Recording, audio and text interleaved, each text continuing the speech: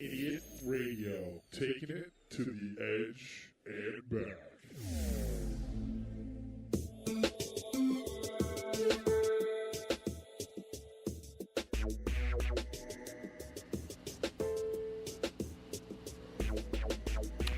Neil Haley here. We're at Brookline Boulevard. Really excited about the show. Idiot Radio Studios inside Brookline Pub, 734 Brookline Boulevard. The live show every other Wednesday. Major celebrity guests, awesome authors, all on the Neil Haley Show. Kind of tell you the lineup. We're soon going to be connecting with country music star Louis Bryce. He did Celebrity Family Feud a couple of months ago. I wanted to kind of get that take of what he thought of that and specifically what his latest projects are. And also some of the losses of country music stars that died very suddenly in the last couple of weeks. That's always an interesting thing to look at, and particularly in all those things. Then we're going to kind of go into getting back to the roots in a way. Someone everyone knows, Todd DeFazio, is going to come on the show, and we're going to kind of talk about a big comedy event coming up and some other stuff. And there could be some surprising guests all day long. I have no idea. That's what's so fun about live radio. You never know what's going to happen. And so looking forward to this opportunity. Louis Bryce will be joining us very, very soon. And then later today, another awesome guest we're going to have on the show.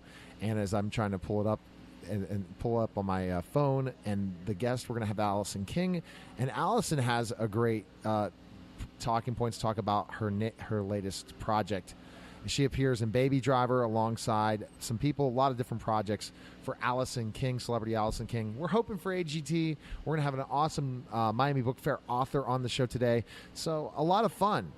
But connect to me at Total Tutor right now. Tweet me out. I have my phone on right now. You have questions for the guest, Louis Bryce, when he's going to come on live? What questions do you have for Louis? And then we'll have Todd, and we'll kind of just be rocking and rolling all the way through. And we're waiting with my producer to see if we're going to have another America's Got Talent guest. Interesting when we talk about America's Got Talent. I've interviewed them. This year is just unbelievable, like going live. To go live in an event like that, it's fantastic. It's a really, really cool thing. Joe Clifford will be coming on, author from the Miami Book Fair. And we have to talk about Florida probably in our interview as well. Florida got completely slammed, and Miami will hopefully be ready for November's big Miami Book Fair again. What an unbelievable festival the Miami Book Fair is. And we're going to be highlighting this on Idiot Radio in Brookline Boulevard every other week, all the way up to the Miami Book Fair in November.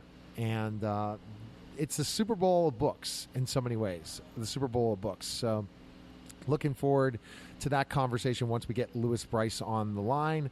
And there could be some surprises. Maybe I'll bring on my mentor in radio.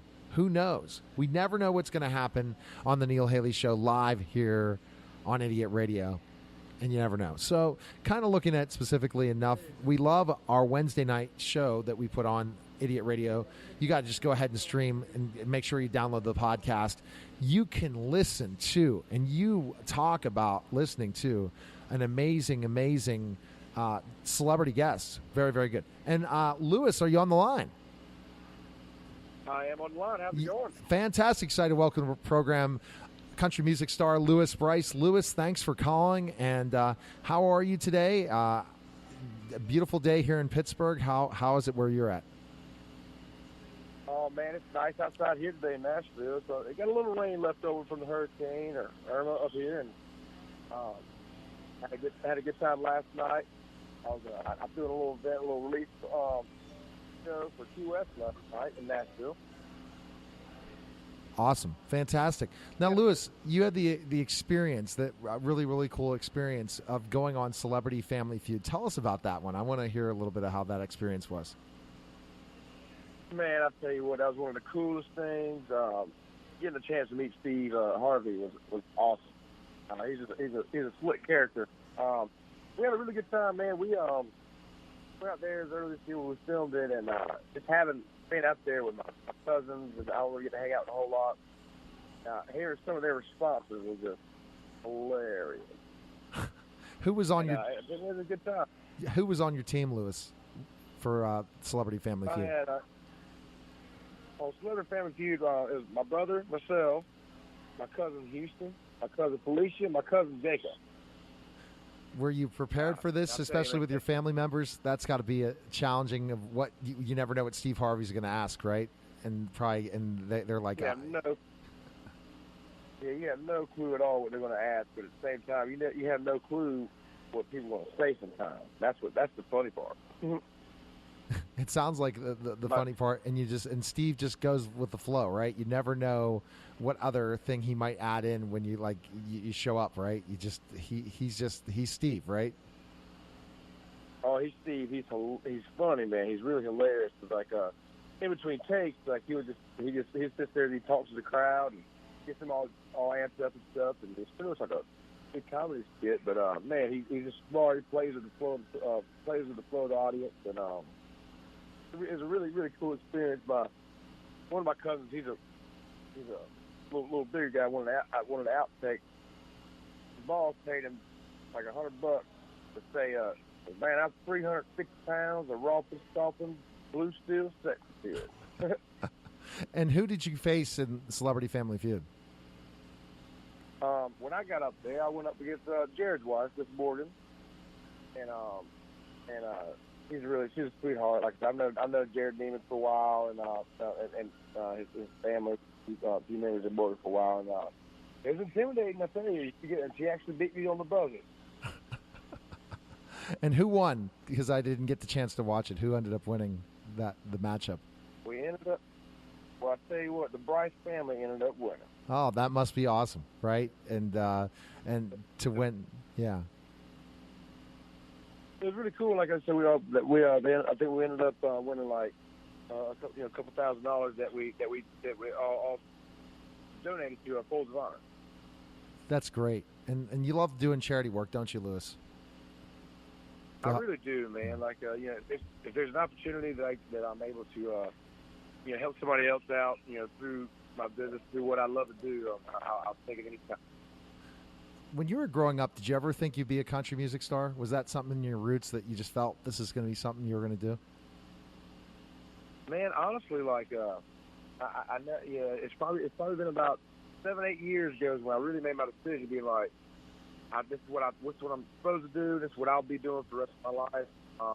But as a kid, it never really kind of crossed my mind. I mean, I always listened to radio growing up and hearing Garth Brooks and George Strait and Travis Tritt on my little alarm clock radio, and I never thought I'd actually hear myself on the radio. But I have really heard myself on the radio, and I tell you what, it's kind of a surreal moment when you actually hear yourself on the same radio station in the waves that all the greats have been on. It definitely, absolutely. And when did you kind of feel in your mind that this opportunity was going to come for you? Give us that big break. What happened, Lewis? Man, probably about like I said, I've been living in Nashville for about 11 years, and I would say about 6 years ago. I mean, I was kind of in transition, and I was in between doing music and also just trying to figure out my way. And one day I was working with my dad. I was in the middle of a baseball field. It was about 96 degrees outside, and I was in the middle of a baseball field. My dad has his own electrical business, right? And so I was working with him a little bit, and I was down there digging the ditch, uncovering a wire that was in a pipe, take it out of the pipe, to cut it in half, put it back together, put it back in the pipe, to cover it back up, and I was 6 foot deep down in the ditch. I was looking up at 96-degree weather, and I was like, you know what? This ain't what I'm supposed to do. And that day I went home, I learned about 25 cover songs, and I already had my original stuff, and I had to turn back since. Cool. And what do you think for people that aren't country music fans, you're best known for, Lewis? What song? Probably Best Ex Ever is one we're pushing out there, and like the video that we were able to do for the song, I think really puts it out there a little fun. Shooting the video is really fun. The video shoot kind of stays along the same lines as the song, and kind of lighthearted, kind of funny, brings a couple laughs. I think Best Ex Ever is like the one that puts a good little half-truth thing about myself There's another song. It'd be "Messing with My Mind." That's the one I kind of relate to the most. And how does life mess with your mind, Lewis? Well, in this situation, when I wrote the song, it was about a young lady that I'd been. I guess we had been seeing each other, and we hadn't made it Facebook official, as they would say. Yeah. So it got to a point, a couple months down the road, and I was like, you know what? I feel like we should make this a little more serious, make it actual official. And so I took her out to dinner one night to the very classic Outback Steakhouse. So we did that and had a good time. Everything was going really good. I looked at her and was like, all right, let's make this more official. Let's me and you be a couple. Let's be an item. Let's be in a relationship with boyfriend, girlfriend. And with all of my hopes of her saying, oh my God, I can't wait, she was like, well, I kind of want to keep being single. And I was like, all right, well, that's cool. So 2 days later, I was in Dewey Beach, Delaware, getting ready for a show. I get a phone call from one of my friends. Hey, man, what did you do with that girl? I mean, what do you mean? And I said back to him, I said, what do you mean what I do with that girl? I was like, well, didn't you see she's engaged now? Oh, my gosh. And I was like, wow. I said, man, really? She's engaged, huh? I was like, sure enough, I look on her Facebook page. It's real official whenever it says relationship status engaged. So, oh, my. I got a phone call from her about 2 minutes later, and I was like, well, I'm glad. Congratulations on your engagement. I'm glad you want to be committed to somebody. So went on there 2 minutes later, wrote the song in about 10 minutes, and the original lyrics wasn't messing with my mind, but I had to put it messing with my mind for certain reasons. Isn't it interesting, Lewis, today how girls are different in a way? Like you'd think you're the only one, and yet you're not the only one. I think it's different. I mean, I'm married, happily married, 44, but I hear stories that just the girls are a far different breed now than they were, I guess, when I was dating my wife in my 20s. Would you agree in the dating scene, Lewis, and things like you talk about that story where you had no idea, you thought, hey, this is the girl, and she's literally has another relationship and all that stuff? It's just crazy sometimes. Yeah, sometimes I think the dating scene, relationship scene is a little different than it was. I still respect the whole idea of young love and taking it last. I guess I got a song called "Still with You." You don't find it very often these days that people fall in love and get together at a young age and stay together for like that many years. I think today's relationship's a lot more casual and every once in a while, you still find that awesome story of young love and laughter. We're live here with kind of few and far between. Definitely. We're live with Lewis Bryce here on the Neil Haley Show, powered by Idiot Radio Studios in Brookline and Pittsburgh, Pennsylvania. And we're having a good conversation. What would you say your latest projects that people need to go check out right now, Lewis, that's going on with you? Man, all my new projects, like I said, we just got this record out, and if you go to lewisbryce.com, that'll take you to my webpage, which that takes you to all my little social media outlets, Instagram, it's at Lewis Bryce, Twitter, Facebook, and all that stuff keeps everybody in the know what I'm doing. But man, the record, I think it's really speaking for itself. The music, we put it out there. We're trying to push it, and at the same time, it's kind of pushing itself. All the comments and the reactions I've gotten to the record so far have been really, really, really awesome. And I'm very proud of the record. I'm very proud of what we put out there. I left no regrets on the table with that one. When I listen back to it, some people they'll make music and like, man, I wish I would have done this. Wish I'd done this better. I don't think there's one note in the whole song and the whole record that I can say I could have done better. That's great, and I'm sure you're excited about that project for sure. Lewis, one thing to finish up the show, it's too bad about the tragedy of losing two country music stars in one day. Do you have anything to talk about based on the loss of those two in one day? It was really tough for country music. That was a really big loss, with Don Williams and Troy Gentry, and two different circumstances, but man, like just two legends of country music, lost in one day, and we lost a few legends this year. Yeah. And like I was able to meet Troy a couple times, and man, tell him it's a good, straight, great, wholesome person, and just like wanted nothing but the best for everybody. And to me, he was one of those guys like, he had another 50 years left in him of living. Because he was just one of those. He loved life, loved living, and it was very tragic to lose two icons that day. Absolutely. All right, Lewis, thanks again for calling. Everyone needs to check you out, and I appreciate you calling the program, and best of luck, man. Heck yeah, man. I appreciate you. Good talking to you today, man. Good talking to you, Lewis, as well. Take care, man. All right, y'all have a good one. You too. Bye-bye. You're listening to the Neil Haley Show, powered by Idiot Radio Live here at Idiot Radio Studios, 734 Brookline Boulevard in Pittsburgh, Pennsylvania. We'll be back in just a moment.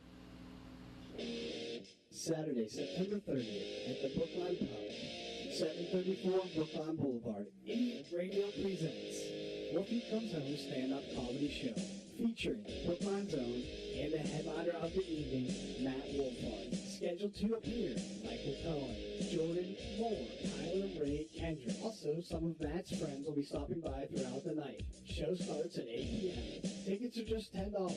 $5 from every ticket we donate to the Brookline Teen Outreach. Purchase tickets online today at idiotradio.net. For all your heating and cooling needs, service, and installation, contact our friends at Complete Comfort Heating and Air Conditioning, 412-513-3001. Doesn't your family deserve complete comfort? Looking for a creative idea for meetings, business lunches, and special events? Call Spiels on Wheels, Food Truck and Catering, and take the stress away. For more information, call them at 724-244-9881 or on Facebook at facebook.com/spielson.wheels. You're listening to Idiot Radio, taking it to the edge and back. Pizza and Gyro Express, 801 O'Neill Boulevard in McKeesport, Pennsylvania. For menus, coupons, specials, and catering info, visit our website at pizzaandgyroexpress.com. Order online or by phone at 412-672-2182. Don't forget about the lunch buffet and drink every Monday through Friday, 11 a.m. to 2 p.m. for just $10. The original Pizza and Gyro Express. Don't settle for anything less.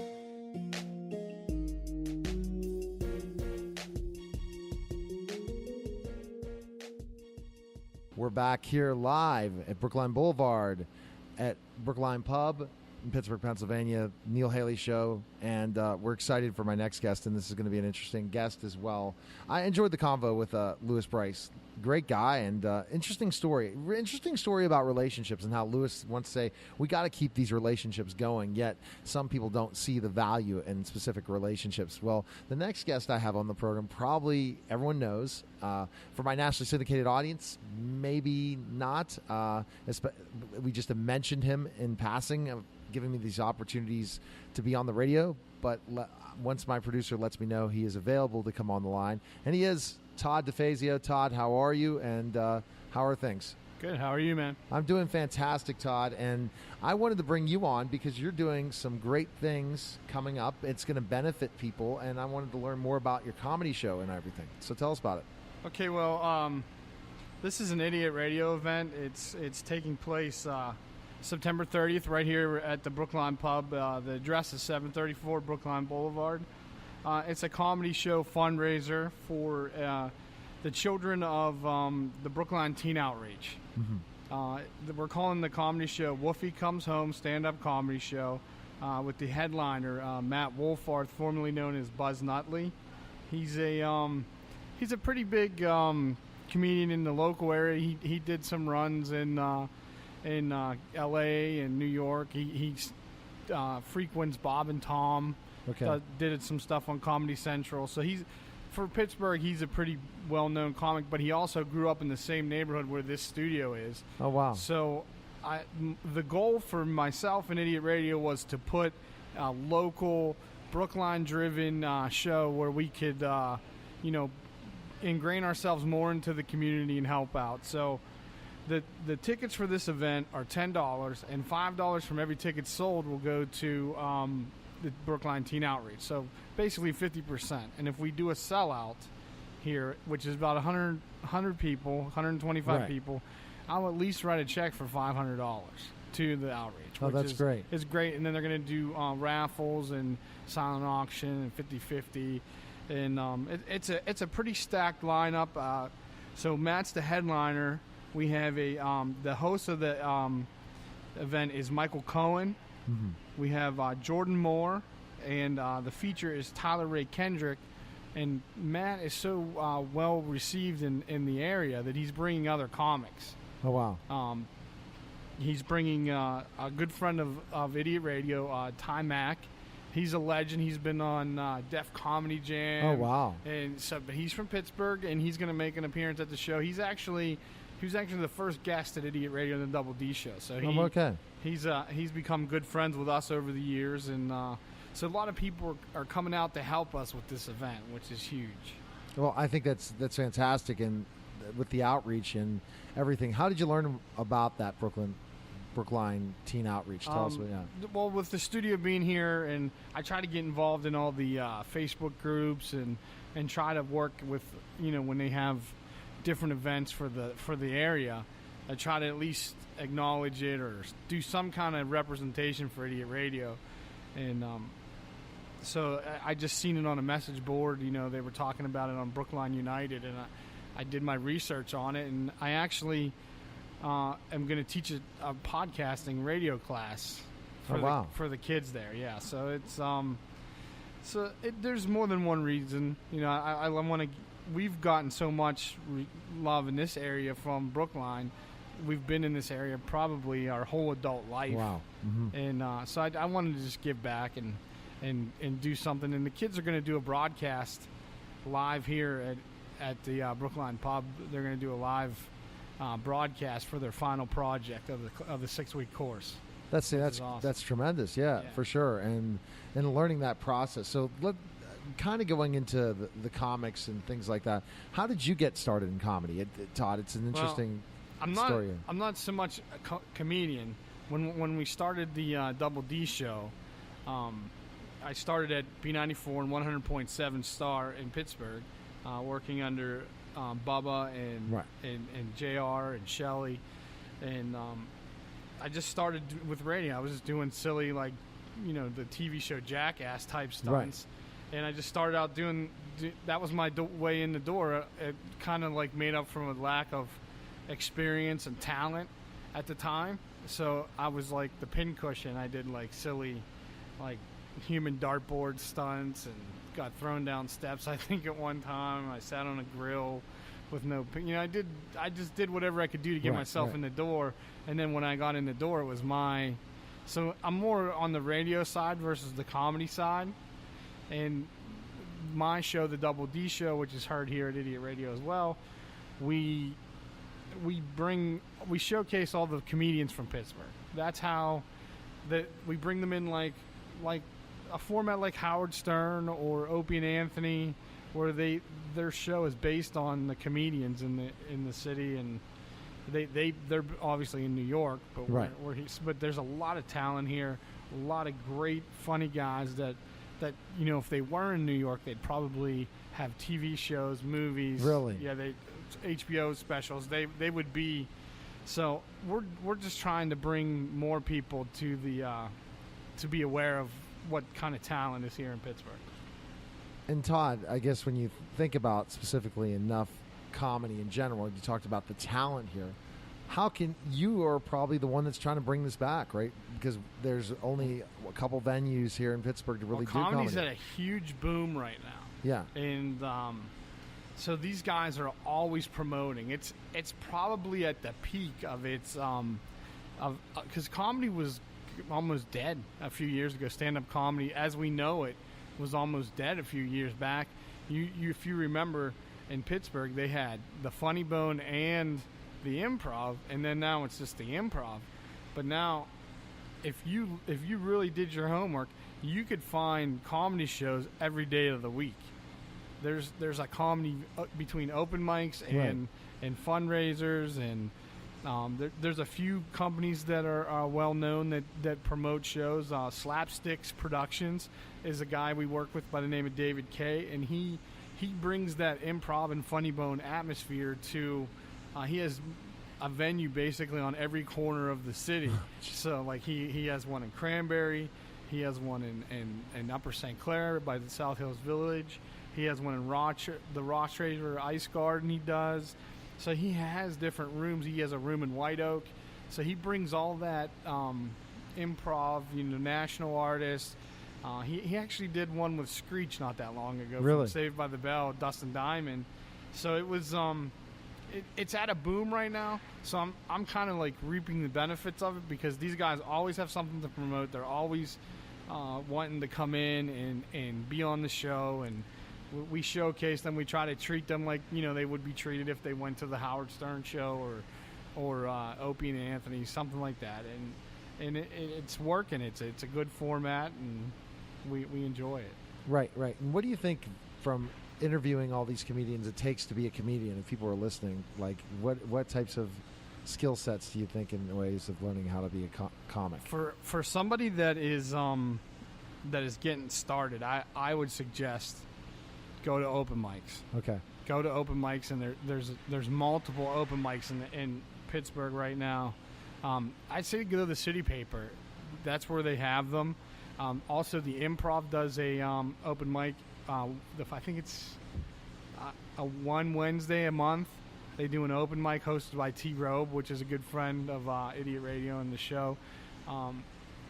They also do a competition. It starts tonight, Wednesday, and it runs all the way up until like almost right before Christmas, into December.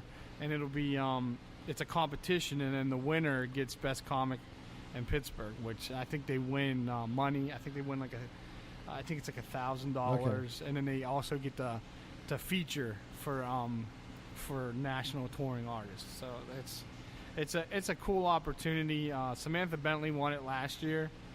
She's a very funny comic, and from that she's kind of catapulted into the mainstream in this area. Right. And how many of them kind of venture out that are in Pittsburgh as comics right now? How many are venturing out traveling? to like New York and things like that? Right. Andy Piccaro just went to Los Angeles. He was here in Pittsburgh. Aaron Kleiber, he travels all over. He's all over every weekend. He came into studio, and it was like one rare weekend where he was actually here. Normally when he's here, he's headlining in Pittsburgh, but his whole career is just stand-up comedy, and he's touring. One week he's in Florida. Oh, wow. Derek Minto, I think, is out right now. So I mean, there's a lot of different guys that are in this area that are they're getting noticed nationally, which is great. I mean, there's like I said earlier, there's so much talent here.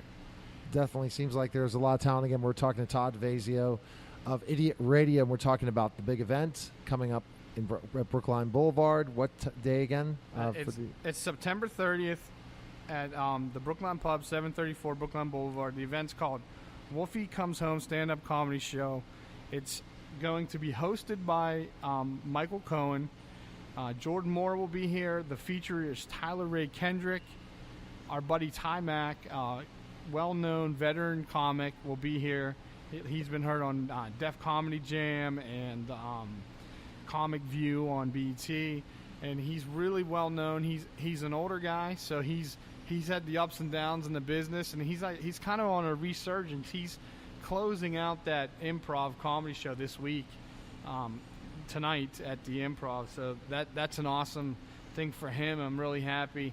And then the headliner is Matt Wolfarth, formerly known as Buzz Nutley. Okay. And he started his career out as Buzz Nutley. Locally, people know him as Wolfie, but his name is Matt Wolfarth. He's very well-known comic. The tickets are just $10, and $5 from every ticket's going to the Brookline Teen Outreach, and you can purchase tickets at idiotradio.net. See, fantastic. Seems like a great projects all coming up for Todd. And then Todd, the Double D show, what's going on with that for our listeners out there on the Neil Haley show that want to tune in, check out the podcast? Yeah, you can listen to it at idiotradio.net, right where we are right now. Follow us on social media, Idiot Radio or the Double D show. And when we go live in the studio, we basically record 2 shows at once. So we'll do a Monday podcast and a Friday podcast, but we're in studio on Sunday, and we broadcast it for people who have our free Idiot Radio app. They can listen to it live in the studio, or they can listen to it on idiotradio.net, but then the podcast comes out throughout the week. And it's the Double D show kind of morphed from an old show that we did. It was called the Village Idiot Show, and that's where the name Idiot Radio came from. And we used to do, our old show was considered more like a cross between like Howard Stern and Jackass. Right. Okay. And we're in our 40s now, and things, it's not as funny when a 42-year-old dad of 3 or 4 kids is getting darts thrown at his butt, and so we've kind of centered in on the comedians. We feature one comedian pretty much per show. We treat it like a radio station. We have live events every month. We've done eating contests. We've done car shows. So we're always doing something different. Like we're working on softball games and doing a lot of charity stuff, trying to get visible in the community. And the Double D Show was nominated for Best Local Podcast in Pittsburgh. So wow. In the city paper, we won't know the results until next month. Okay. But we're hoping that we come out with a win. That'd be very nice way to get recognized for all the work that we put into it. Yeah, you put a lot of work in. And how many shows do you produce a year? The Double D Show is, I'd say about, in a year's time, probably about 60, 70. We do about 60, 70 shows in a year. But we also we're working with you, the Neil Haley Show. We're working with a show in New Jersey called Verge of Sanity, a show in Ohio called The Brew Crew. We have a wrestling show called the Devereaux Committee of Professional Wrestling. They do like a roundtable discussion. They talk about all wrestling, independent. They talk about the big 3, and they work with a local federation in Pittsburgh, and they do a lot of independent shows with these guys. So it's a nice mix, and it complements. I don't want everything to be different. I don't want to be on every show, so it's nice that I can just sit back and run the board and work with these guys. And then we have a show debuting next month called The Paradise City, hosted by a guy named Brett Paradise. Okay.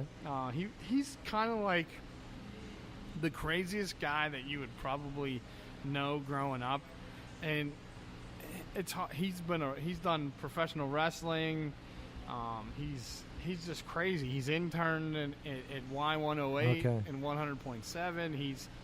So I've known him since he was in high school, and he's always been crazy. Like when he does the Double D Show, he comes in costume. Oh, jeez. He came in a leopard jacket, and I mean, he just like he puts these characters on. He's a leprechaun at a bar this weekend for halfway to St. Patty's Day. I'm very interested to see what his show is going to be, because we've worked with him on the Double D Show, and he brings, and he's just so funny. He made himself a Macho Man Randy Savage jacket with the flowing ribbons off the arms and stuff, and it's all in Idiot Radio Kellers, and he's a good time, and that's what I want to surround people like around in this network and show. I want a lot of diversity. I want people to enjoy it. I want it to be a go-to. The goal is to go subscription as we grow with listeners. We're at about 8,000 steady listeners a week. Mm-hmm. We peak at 10 to 12, depending on who our guests are and all that. So as it grows, we're hoping to have bigger names. Like your show brings a lot of talent from all over the country and all that. So as it grows, we're gonna grow, and we're gonna grow the audience. And absolutely, you got to have that mindset, and I'm sure you do, and you work really hard. Best place we can find info again on all of it, for the people not streaming right now on Idiot Radio, is go where for you, Todd? Best place for all that stuff. idiotradio.net. That pretty much is the catapult you into the Facebook and the Twitter and Instagram. We have all that, so It's all pretty much Idiot Radio. And then doubledshow.com. All right. Again, we're speaking, that was Todd DeFazio, and you're listening to the Neil Haley Show live here at Idiot Radio Studios, Brookline Pub, 734 Brookline Boulevard in Pittsburgh. And we'll be back in just a moment.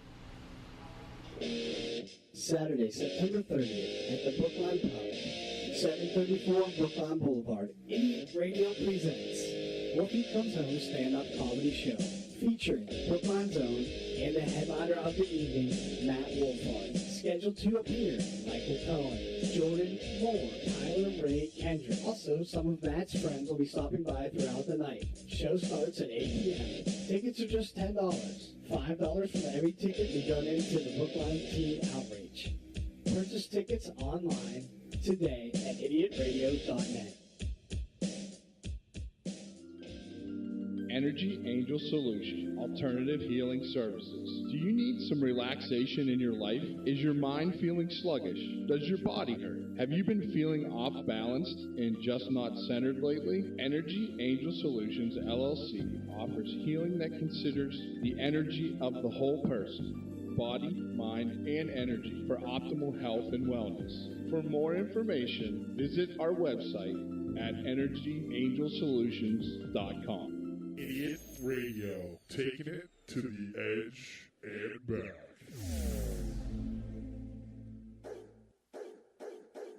Does your dog or cat need some much-needed attention and pampering?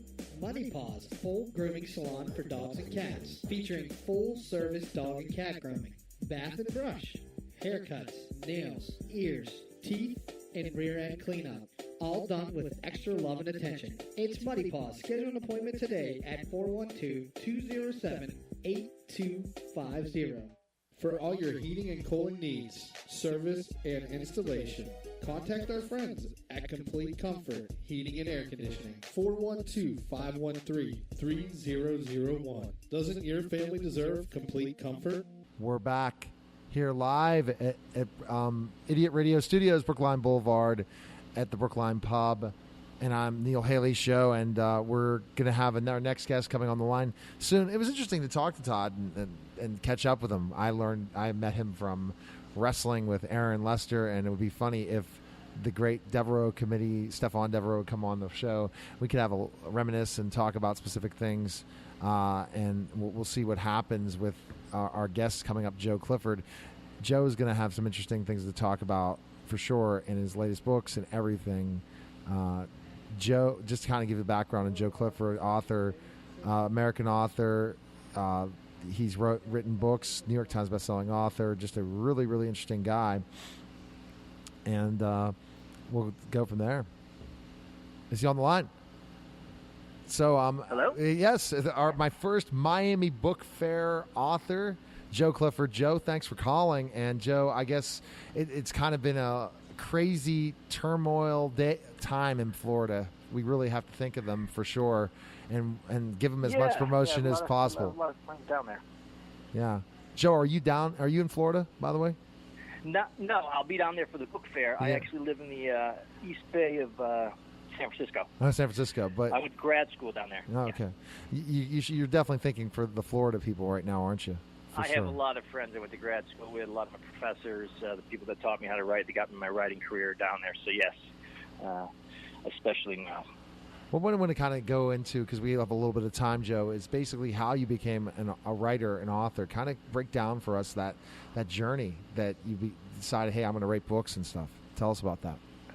How much time do we have? Yeah, we got 15 to 30 minutes, but it's fine. Good. It's a long story. I mean, I had a drug problem in the 1990s, and was living on the streets of San Francisco, trying to figure out how to grow up. You don't really think about what you want to do with your life so much. But during that whole time, I was always making art. I was always playing in bands and painting pictures and writing stories and writing songs. So when the time came for me to grow up in the early aughts, and I finally checked myself into a long-term treatment facility, I was given the option of either being a job, and I'm not really a job kind of guy, or I could go back to school. And it just so happened that my old university in Connecticut had a program for people like me, and I enrolled. It turned out that I was pretty good at writing, and academia is one of the few places you go where a background like that is not not only is it not shunned, it's embraced because you have real-world experience and you bring something to the table, a raw material, I guess you could say, for the professors to work with, for creative writing professors to work with. A lot of kids that go into college do so right out of high school, and you don't have a lot really a lot to write about. If you're going to write about what you know, I mean, going straight from high school to college, it's tough. And I've spent 10 formative, hard years, and I wouldn't recommend anyone taking that path. But there are things I learned while living on the streets. Yeah, that's got to be a challenge, being homeless, and how you survived every day, Joe. That was a challenge, wasn't it?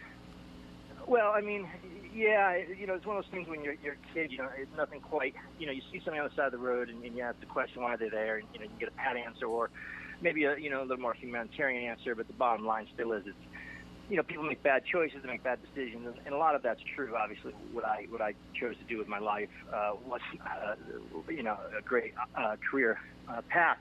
However, there's things that lead you there, and it's never quite as cut and dry as a bad decision or a bad choice. You're formed by your basic personality is formed by age 5. So, you come from a home, for instance, where there's violence or there's addiction or there's abuse. Any number of these things can set you off kind of on the wrong course. But yeah, living on the streets is, it's not something I'd want to do again. That's for sure. Absolutely. And turned yourself around, wrote books. When you wrote your first book, how did it feel finally having that first book completed? Well, the first book I wrote was Junkie Love, which will be coming out in a second edition with a new foreword by Jerry Stahl, which is pretty remarkable because Jerry was such a huge influence on my work. But that book was not only 10 years in the making in terms of the writing; it was 10 years in the making in terms of living. So when that book was taken and first came out, it's a pretty surreal feeling. Each book is special, but that one's always going to be near and dear because of the trajectory it kind of set me on. And now your latest book, Give Up the Dead, and tell us about that book. Give Up the Dead is the third in the J. Porter Thriller series. I write the J. Porter Thriller series for Ocean View Publishing. Jay is what they call in England a rag and bone man. That means he clears the junk out of dead people's houses. He works in estate clearing in a small mountain town in New Hampshire. It's based on the character is based loosely on my half-brother who worked in the same line of work. Okay. And, it struck me as an interesting place to start a mystery series, whereas Junkie Love has sort of a cult novel. Give Up the Dead and The Imitation, December Boys, and the J. Porter Thriller series is much more mainstream and written, for more of a commercial sort of appeal. Absolutely, and it's something in that J. Porter series. How did you kind of start that with the first book in the series in developing those characters? Well, I mean, based on, like I said, based on my half brother. But I like mysteries because I like to figure out the whodunit. But also, I'm more interested in character, and I'm more interested in a man being driven to his breaking point and still going on. That sort of Rocky mentality that's deeply Americana. As long as you stay on your feet and don't go down for the count, you can still win while losing. And that's the story I want to tell. A man who has every reason to quit but keeps going on because there's something better inside of him that maybe others don't necessarily see, but he knows is in there, even if he doesn't always see it himself. And setting the series in a small mountain town, I got to use a lot of my upbringing in the Northeast and draw on some of that as well. And it's interesting what man goes through, right, Joe? And in so many ways, it's our journey, your journey on the streets to where you are today, but then the struggles that we go through on a daily basis. There's a Willa Catherine line that started out in a Law and Order episode. I remember, even the wicked get worse than they deserve. So life is hard for anybody, and it's harder for some than others. But the people you look by and you think that they must have it easy. I mean, some of them do have it easy, but there's also a number of people where we all suffer in our own way. Or I suppose how you look at life. I tend to always notice. That's the sort of the downtrodden, the marginalized. That's always what I've been drawn to. So maybe, what comes first, the art or the life? I'm not really sure. Exactly. And the art of the life and what's happening with the person. And how they're struggling and how they go through things and how they see things in a perspective. And Joe, from your writing and developing characters, you said developing them, is a lot of them have to do with some of the experiences you had on the streets?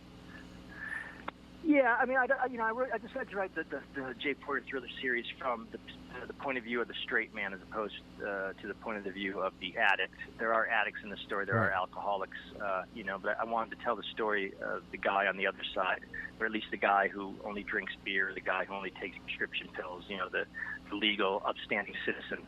I think in some way we all take drugs. I originally envisioned the series as being told from the point of view of the junkie character because that's what I knew most. But I realized that if you're going to get, most people haven't experienced that life, so you're going to want to look through the eyes, I think, of the everyman, and I think that was the right decision.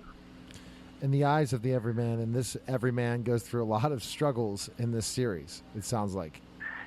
Yeah, I mean, it's most of us, it's that lives of quiet desperation line that sort of guides the overarching philosophy. I think, like I said, it's the working class hero and getting up every day and putting on your pants and going out in the cold and working a job maybe you don't want to work, and maybe not getting the money you feel you deserve, and as you watch the years slowly slip by, but yet you still keep going forward. That's something that's always been appealing to me, from Bruce Springsteen songs to, as I mentioned, Rocky, to any number of Americana authors, your Jim Thompsons, your, Ross McDonald's, James Cain.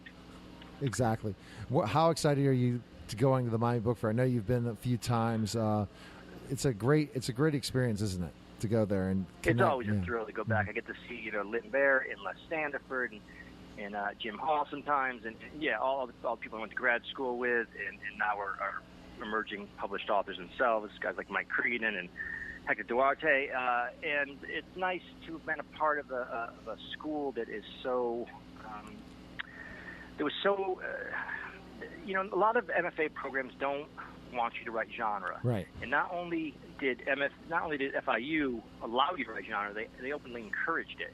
It's a way of making money. It's you have a career. The mystery readership is a very loyal, you have a very loyal fan base, and I was already writing with that bent anyways, and it just took a little bit of guidance from the excellent, professors you have at FIU to get me on a path that I could not only stay true to my own voice and vision, but also earn a living. Definitely. And what's amazing is the event is for everybody, and I consider it like the Super Bowl of books. There's nothing like the Miami Book Fair, especially international, the international appeal of this festival. It's 3 days and a week where it feels like being a writer and books really matter. It's wonderful. The reception you get, the fanfare, from the parties to the readings to the event itself, it's wonderful. It really is like going to Disneyland, sort of. And you attend other book fairs, but the reason it's so great is it's Miami. That street fair is amazing. Just to look at the streets of Miami and how gorgeous it is, and to be there in November, what a time to be there, to be in Miami for sure. Right when hurricane season ends, yes. There's that. Yes. That's always nice. And the weather's turning just right. And no, it's a highlight of any book tour.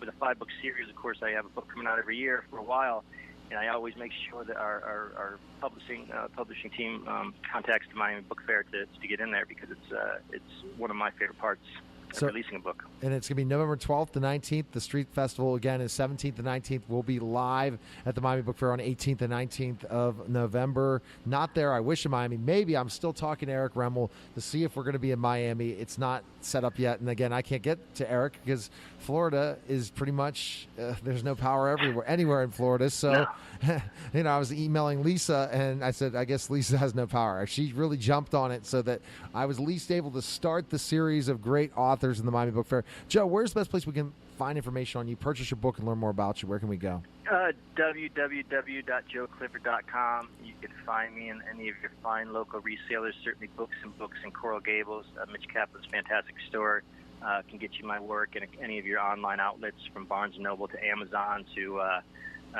places like Book Passage up here. It's another independent store. So really anywhere that carries books, you can find my work. All right. Well, fantastic. Thanks again for calling, Joe. enjoy Miami, and let's hope Miami recovers as all Florida recovers. And what a great highlight to November is the Miami Book Fair. So thanks again for calling, Joe. Thanks for having me. All right, take care. You're welcome. Bye-bye. You're listening to the Neil Haley Show, and we're live here at Brookline Pub and Brookline Boulevard on the Neil Haley Show on Idiot Radio Network, and we'll be back in just a moment. All right, see if we can get out Saturday, there. September 30th at the Brookline Pub, 734 Brookline Boulevard. Idiot Radio presents Wolfie Comes Home stand-up comedy show featuring Brookline's own and the headliner of the evening, Matt Wolfhard. Scheduled to appear Michael Cohen, Jordan Moore, Tyler Ray Kendrick. Also, some of Matt's friends will be stopping by throughout the night. Show starts at 8 p.m. Tickets are just $10. $5 from every ticket we donate to the Brookline Teen Outreach.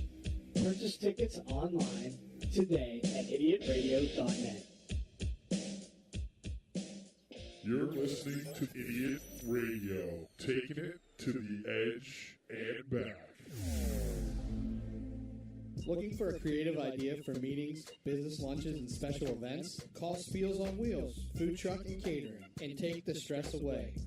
For more information, call them at 724-244-9881 or on Facebook at facebook.com/spielson.wheels. Pizza and Gyro Express, 801 O'Neill Boulevard in McKeesport, Pennsylvania. For menus, coupons, specials, and catering info, visit our website at pizzaandgyroexpress.com. Order online or by phone at 412-672-2182. Don't forget about the lunch buffet and drink every Monday through Friday, 11 a.m. to 2 p.m. for just $10.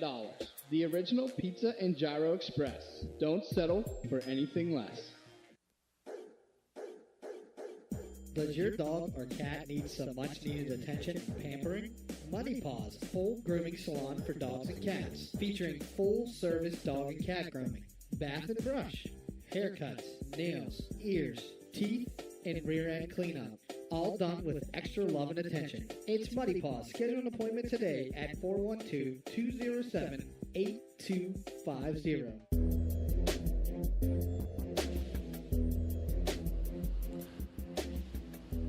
All right. Neil Haley Show here live, Brookline Boulevard at the Brookline Pub on Idiot Radio, and also my nationally syndicated show. Interesting to talk about. Thursday is going to be an interesting lineup. Brandon Lang's going to come on, and you guys like to wager. You need to listen to Brandon Lang, maybe. He's always taught me something. He's a celebrity handicapper. A movie was made after him. Great guy, Brandon. He comes on all the time. He's probably the one guy that comes on all the time because he always has something new to talk about. And he's taught me some specific things when you got to work and look at possibly betting on college and pro football and college basketball. I owe him 3 bottles of wine and a dinner when he comes to Pittsburgh. But Brandon's a fantastic guy, but he's funny. So celebrity handicapper Brandon Lang comes on every week on the Neil Haley Show. And you know it's interesting? You just go right to neilhaley.com and you can check it out. Oh, my gosh. Guess what? Someone's interrupting my show. I can't believe it. From the Devereaux Committee, the one that started me in radio and television, Stefan Devereaux. Hey, Stefan, what's up? Big Neil. You see, it seems like you can't do anything without Stefan Devereaux.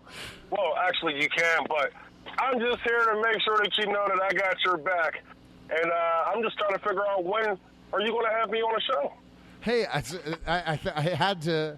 I guess my producer said we got to fill in somebody. Let's go ahead and just make it a reminiscing schedule because somehow I guess the whole world is because of the hurricane forgets about everything. Publicists are probably sending money somewhere or something. I'm like, okay, what happened here? What happened to my AGT guest? And I have another celebrity guest on 245, but we can chat about specific things. But come on now, Stefan. I mean, let's talk professional wrestling for a second. What has happened to professional wrestling? My good friend, Sean Stasiak, Dr. Sean Stasiak, says the business is watered down. Is that your opinion? Because you can kind of give me updates. I'm sure as heck not going to watch it on television. Do you think the business is watered down? Well, to be honest with the business is watered down right now. We have only a few major storylines that's going on in the WWE right now. One of them being John Cena versus Roman Reigns, which I think is probably going to be a money match that is probably going to draw a lot of money for the WWE. They should have waited to do this match at Survivor Series, but I wouldn't be shocked if they do a part 2 at Survivor Series. But John Cena and Roman Reigns is the hottest thing in professional wrestling right now. Next to my main man, James Ellsworth, shout out, buddy. But Roman Reigns versus John Cena is the hottest thing in wrestling right now. Other than that, the business is trash. I can't lie. It's trash. Do you think it's because the marks have called the shots? Honestly, I'm going to be honest with you. I think the marks decide, hey, give this person a push. Just because you're in ICW or something, going out getting a pop, then you're going to make the money in the WWE. That's garbage. You need to look like a wrestler. I mean, that's my problem, this business today. Think of the people who made money. They look like they're unlike anybody else in the streets. But now we're seeing guys like Kevin Owens. Come on now, get the heck out of here. He should be a professional wrestler. He looks like he could have showed up in Jim Miller's organization with his build. This is the kind of garbage that we're seeing in this business today. Oh, he could do moves. He could do moonsaults. He could do all that stuff. Hey, Stefan, we could go get people trained in the streets, and they could go ahead and do moonsaults and all that stuff. Get people that really look like they could be a star. That's my problem. The small business, too. Now we get people. Go ahead. What were you going to say?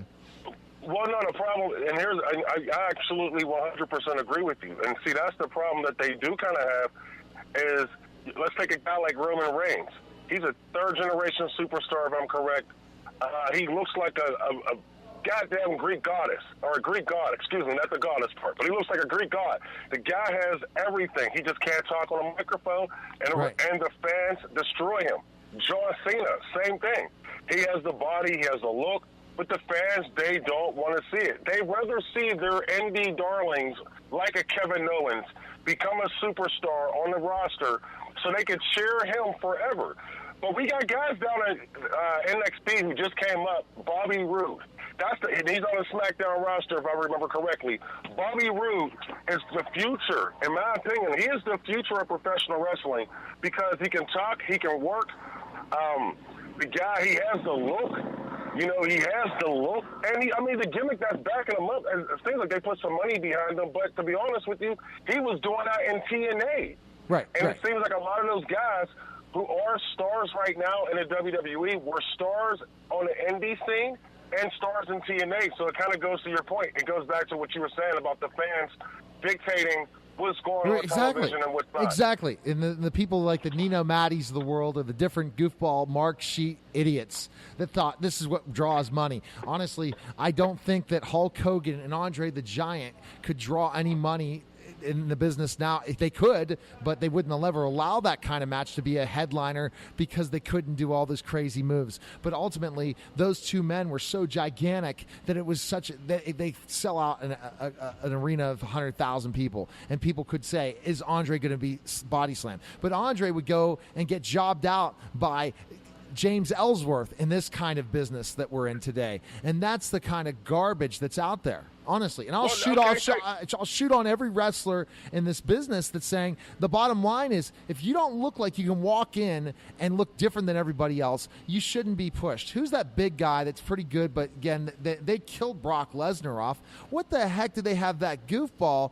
See, this is another thing. UFC is real. Brock Lesnar should be champion of everything because he could beat the heck out of anyone in the building. To see Brock Lesnar just get destroyed, it's just like, hey, we got your contract. We're going to do whatever we want to kill UFC. Well, no, here's the thing. Well, hold on. Speaking of Braun Strowman, the guy that they have. Where did he come from? Now. He's huge, but listen, he has no. He's a huge guy. Now, here's the funny thing about that. All right. Now, we bring up James Ellsworth. Now, Braun Strowman last year was doing this story where he was just beating up jobbers in their local towns. Right. Well, James Ellsworth was the one who got that opportunity here in Pittsburgh last July, July 2016. He got that opportunity. If you believe this, which is hilarious, but I know James. That's how I know he did this. The thing about it was James got more over than Braun Strowman did, and James Ellsworth. He put it like this. He was just there to beat a jobber that night. the fans reacted more to him than they did Braun Strowman being a big guy who beat the jobber up. And this is why James Ellsworth has a contract with the WWE right now, because he got himself over. Yeah, more but than Braun Strowman did. That's crazy. But Al Snow told me this in an interview. Al said you got to get over. You got to look good, but you also got to get over. And that's the problem where the business has died. Because the problem is the people spending money are not families anymore. They're not people that just see wrestling as wrestling, and that you got to have talent and you got to look like a wrestler. If you can't look like you could get beat, so you're saying that James Ellsworth can get over. Fine, big deal. That's not going to sell to the mainstream public. The way the Attitude Era, people like Sean Stasiak, that was great shape. I mean, Stone Cold Steve Austin, The Rock, The Undertaker, Kane, DX. I mean, if I just keep going through these brands, Shawn Michaels, that was wrestling. Before that, Flair. But also think, if you think about it though, that Attitude Era was kind of like Vince's when he took over the territory times, because he got wrestlers at their peaks. No different than the Attitude. Austin was at his peak. Shawn Michaels was at his peak. Stasiak was at his peak. All those guys, Triple H was starting to ascend, but all those guys, Road Dogg, they were at their peaks. Badass Billy Gunn at his peak. They've been in the WWE for years. Think of with the Undertaker now. Undertaker at his peak. He was in the WWE for years before he reached the level that he did when the Attitude Era happened. And I think that was my most favorite part of the Undertaker's career, was the Attitude Era. But he was at his peak. All of those guys, even the oddities, everybody, the oddities, yes, headbangers, the headbangers. But see, all of them were based on territories. They didn't go just pluck someone out of a contract, put him in that next, and then literally let him sit in next and decide, hey, we're going to give him a push. These guys. And that's why. Yeah, go ahead. Go ahead. No, you go. No, that's why I say that. That's why James Ellsworth is getting over the way he is, because James Ellsworth worked, and you've worked shows with him. He's worked on he's been on the indie scene for almost 15 years. He was trained by Axel Ryan. So he has some legitimacy as far as his training, but he worked those indie scenes. He worked those indie shows. He went out there and put money into his gimmick. He perfected his gimmick, and it got over. And he gets an opportunity in the WWE, and he took advantage of that. A lot of guys now, that's the problem. If we can get more guys who will work for their opportunity to get to the WWE, sort of like Steve Austin did when he got his opportunity, he worked for that chance. But they're not. They're never going to let that happen anymore. They're going to build them all next to. They stole the idea from WCW's power plant, and then they're going to take that. But see, I'm fine with that. But don't let these idiot marks dictate what the business is going to be. They're the goofballs that could never go on the street. They couldn't even get in a ring. I'd beat the heck out of them. And tell them that. Think of Samoa Joe. Samoa Joe. He's prime example of a guy who's been at every top independent show in the world, okay, and he finally got his opportunity. Now, he was in the California school that they had when they first signed John Cena. When they first got John Cena into OVW, Samoa Joe was there with him. But it took Samoa Joe a lot longer to get that opportunity because of his look. And that's the biggest problem. They want that look. They want that guy to have that look. And so you're going to see a lot of cookie cutter guys coming up from NXT over the next 3 years. Because Vince doesn't want this. Vince doesn't want that independent stuff. And Vince is right about that. But then you're right that they got the opportunity to develop before they became who they are. Austin, all those guys got the opportunity in territories. And I don't think NXT is doing that in territories, and it just depends on who's training and who's writing all this stuff. But let's just talk about NXT. Is the sad part about NXT is that it's going to have that perception of they're just developing guys that are just signing contracts with them. They're signing guys out of high school and college. These athletes. But another thing, the other side of NXT is a lot of the great indie workers that they've had down there that have been on the indie scene for years. I mean, I think one of the biggest mistakes that they do in NXT is that they bring these stars up. One of the guys that I loved on NXT was Austin Aries.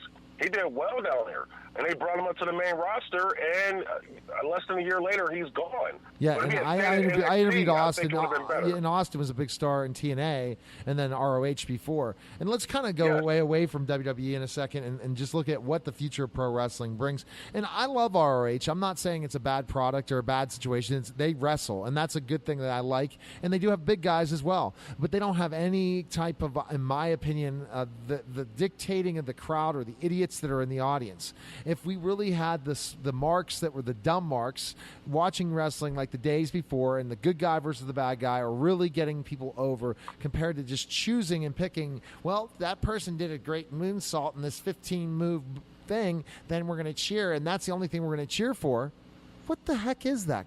It's just garbage, absolute garbage. But ROH, well, I'll say this. Yeah. If Ring of Honor, if the original owner, Rob Feinstein, if that scandal, if he never went through that scandal, back in 2004, I believe it was, if he had never went through that scandal, I honestly believe in my heart right now that Ring of Honor would be really competing with the WWE, because Rob Feinstein had a vision. He and Gabe Sapolsky and Doug Gentry, those three guys who started Ring of Honor, they had a vision of what Ring of Honor was going to be right now.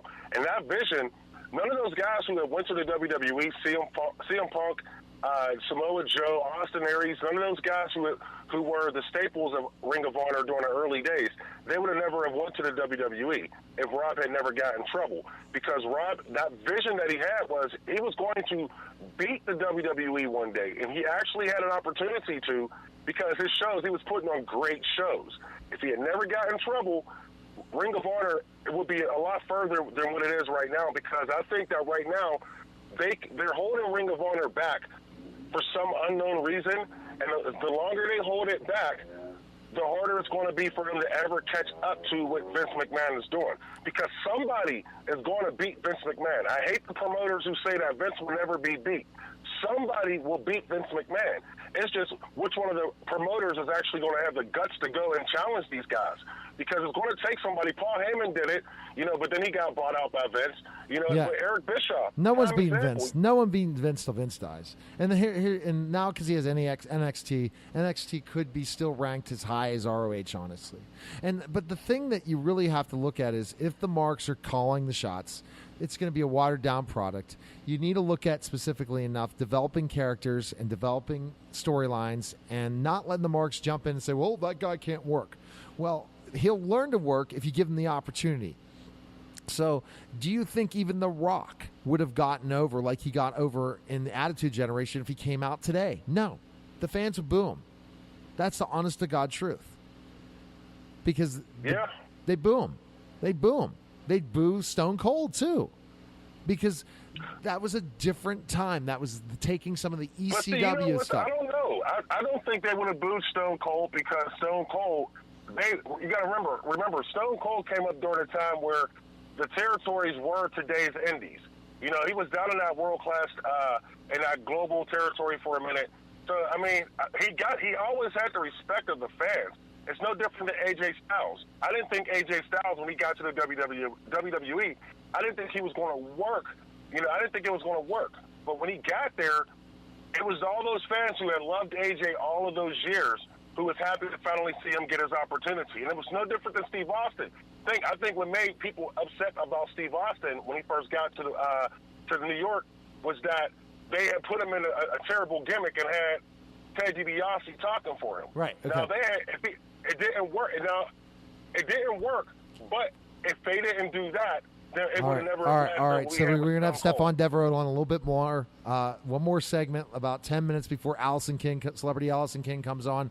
She's starring in a film with Amy Schumer. So when we get back, we'll continue with the conversation. You're listening to the Neil Haley Show live here in Brookline Boulevard, Brookline Pub on Idiot Radio, and also the Neil Haley Show. And we'll be back in just a moment. Saturday, September 30th at the Brookline Pub, 734 Brookline Boulevard. Idiot Radio presents Wolfie Comes Home stand-up comedy show featuring Brookline's own and the headliner of the evening, Matt Wolfhard. Scheduled to appear Michael Cohen, Jordan Moore, Tyler Ray Kendrick. Also, some of Matt's friends will be stopping by throughout the night. Show starts at 8 p.m. Tickets are just $10. $5 from every ticket we donate to the Brookline Teen Outreach. Purchase tickets online today at idiotradio.net. For all your heating and cooling needs, service, and installation, contact our friends at Complete Comfort Heating and Air Conditioning, 412-513-3001. Doesn't your family deserve complete comfort? Looking for a creative idea for meetings, business lunches, and special events? Call Spiels on Wheels, food truck and catering, and take the stress away. For more information, call them at 724-244-9881 or on Facebook at facebook.com/spielson.wheels. You're listening to Idiot Radio, taking it to the edge and back. Pizza and Gyro Express, 801 O'Neill Boulevard in McKeesport, Pennsylvania. For menus, coupons, specials, and catering info, visit our website at pizzaandgyroexpress.com. Order online or by phone at 412-672-2182. Don't forget about the lunch buffet and drink every Monday through Friday, 11 a.m. to 2 p.m. for just $10. The original Pizza and Gyro Express. Don't settle for anything less.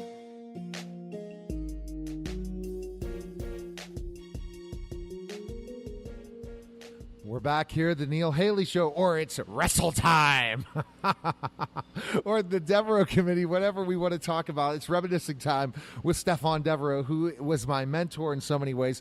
But I'm glad we're doing a wrestling segment because you came on my show about 5 years ago. We talked politics and we talked a bunch of BS.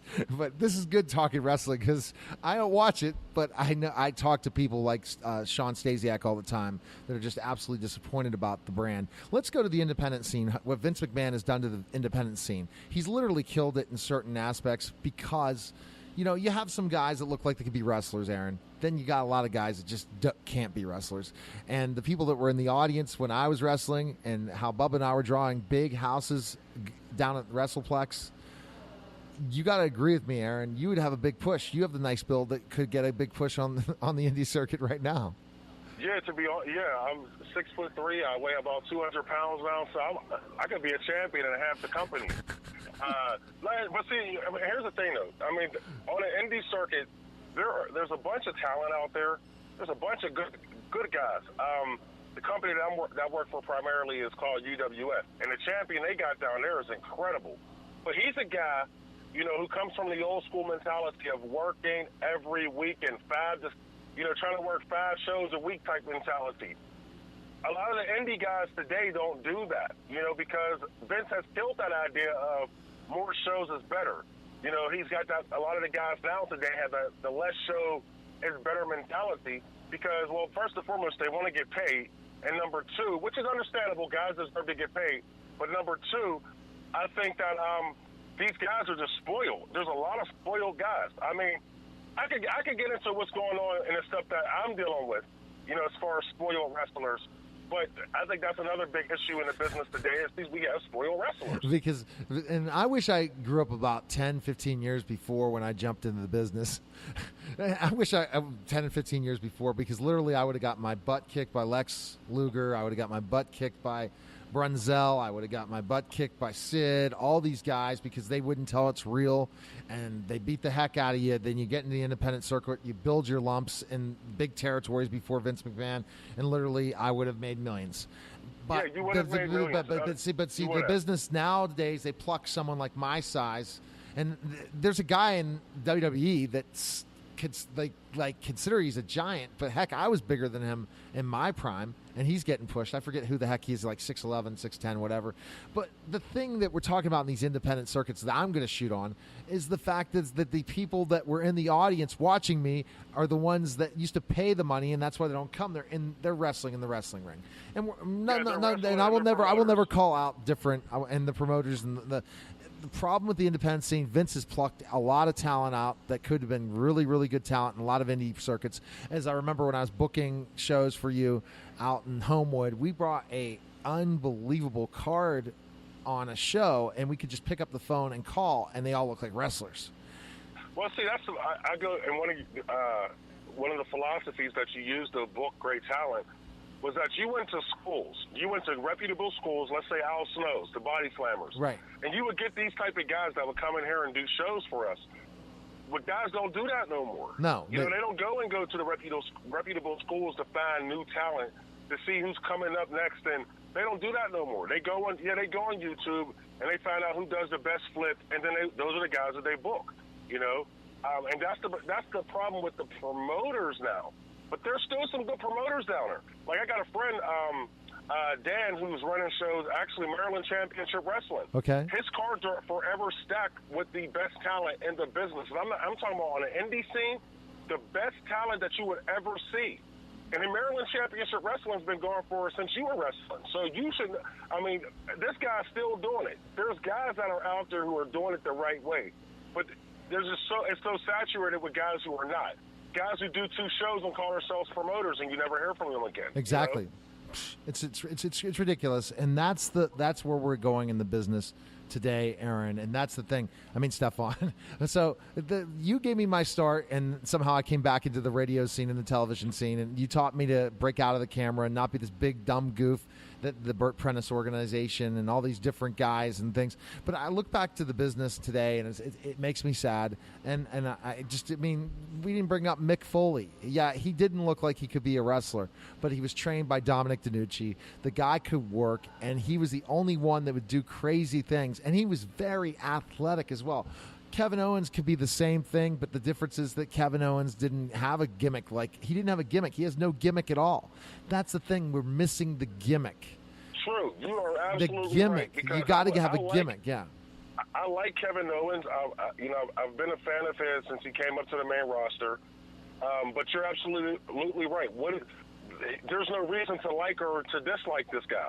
There's no reason to love. He doesn't or look hate like this Benoit. guy. He doesn't look like Benoit. He doesn't look like. He doesn't look like certain guys in the business, so you can't push him like that unless he has some crazy thing. If he showed up like, they don't even give him a gimmick that's going to make you respect him. Right. You know, to say, not just he's the baddest dude here. Exactly. Just being a wrestler, no, forget about it. He's a shoot fighter. Where was he a shoot fighter at? When you so that's the kind of stuff. So again, the Devereaux Committee.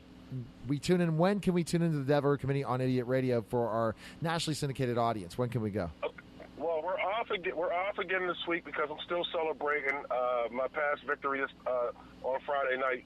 I dropped some dead weight in Jesse Skeleton from the Devereaux Committee finally, and so I'm taking off another week. But I'll be back next Sunday. At 4 o'clock. Because, we don't want to compete against the Pittsburgh Steelers because, the Steelers are the greatest thing in Pittsburgh history. Actually, sports history. Let's just be real, sports history. And we don't want to compete against those guys. But we're coming back. And we're going to be I'm thinking about letting loose on some bits on how I'm feeling about these wrestling organizations. I'm thinking about doing that weekly through the Idiot Radio Network SoundCloud page. And but if people go to the SoundCloud page and go to our website, Idiot Radio Network, they can find us.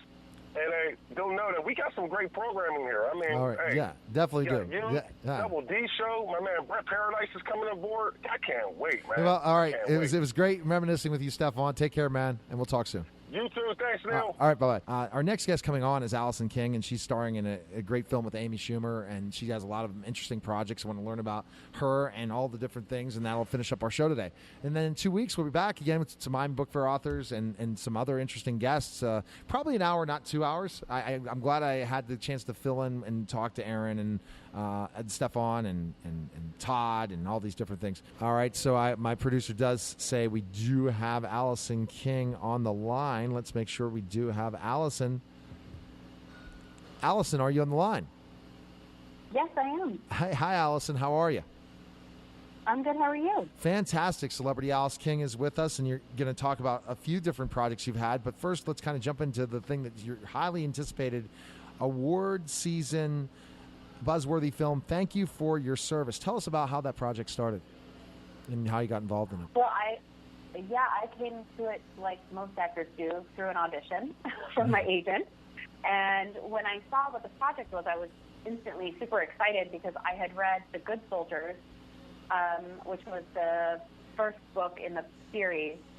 And Thank You for Your Service is a follow-up book on that. So I right away put that out of my head and just tried to do my best with Jason Hall's excellent writing. That's great. So once you auditioned and you got the part, you had to be excited to be working with Amy Schumer and stuff, and the project in general, and it's got to be a blast. So tell us a little bit about your part and all that stuff. Yeah, so I actually didn't get to work with Amy, but we were never in a scene together. But I did get to work with Beulah, who's going to be blowing it up this year. He just got cast as a regular on Hawaii Five-0. But he and I worked closely with my character counselor, and I counsel him through a tough time. And he's incredibly talented, and it was so amazing to meet him and see his talent really fly off the page. And Jason Hall is such an amazing writer. I was so really dig into this character that he created. So yeah, I play a VA counselor who's sort of struggling to provide the service that she knows these guys need. Isn't that sad, that the service that they're not getting at times? It really is. Yeah. I was aware of what was going on sort of globally, or in a large sort of way, and rereading the books, The Good Soldiers and Thank You for Your Service, and really diving into these characters in a really empathetic way. I walked away really upset about what we were doing for these people as they came home from serving our country and really doing the hardest job ever and putting themselves on the line. It's so funny because it all comes out exactly like what the title is, Thank You for Your Service. It comes out like a lot of platitudes and a lot of, cliches, but it really did hit home for me that these people are putting their lives on the line, and we are not giving them the services that they need when they come home. And that's so true. And I agree with you. To think about specifically PTSD they're suffering from, they're trying to find a right job after they've protected our country, and they get home, and yet there's not that support services for them. We try to, but it just seems like we just aren't able to do it because we just haven't thought of the best way for them to transition to civilian life. It's challenging to go on the battlefield and then come home and live a different life than you lived when you were in the military. And that's where there's more freedom, there's more choices to make, then pretty much a lot of decisions are made for you when you're in the military. Right. I think we're just beginning to understand PTSD. I mean, yes. I think, it's been around forever. We used to call it shell shock or other words, other language around it. But I think, with TBI, traumatic brain injury, and the NFL, and we're just sort of beginning to understand that mental health is physical health.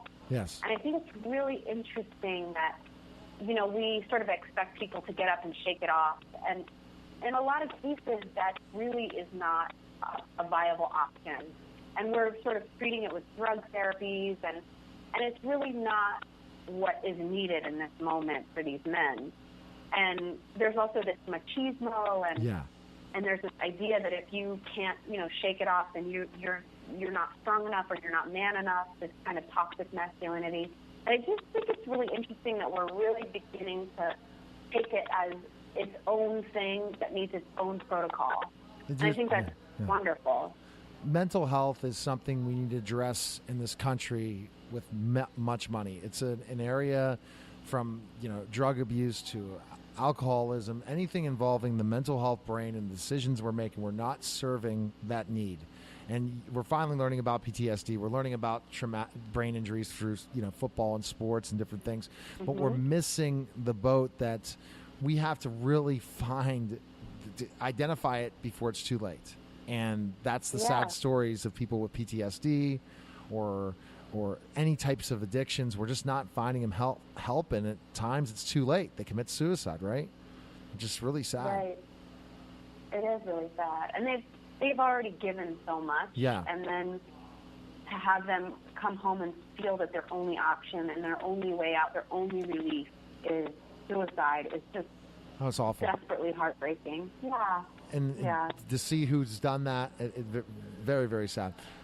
Again, we're talking to Allison King here on the Neil Haley Show, powered by Idiot Radio. And it's interesting, Allison, about this project. And I think it makes you feel good when it will come out, because you think about it in so many ways that you're part of a story that needs to be told.